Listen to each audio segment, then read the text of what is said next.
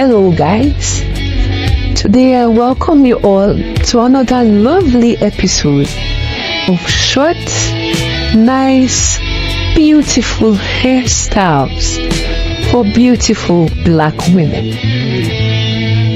I come across your comments and also the likes. I want to appreciate you all for engaging with me and also interacting with the comment section. So today I really want to go into common hair related problems due to most of the comments that pop up on my comment box. So now I want to talk on some common hair related problems that women faces, such as thinning edges, brittleness, or breakage.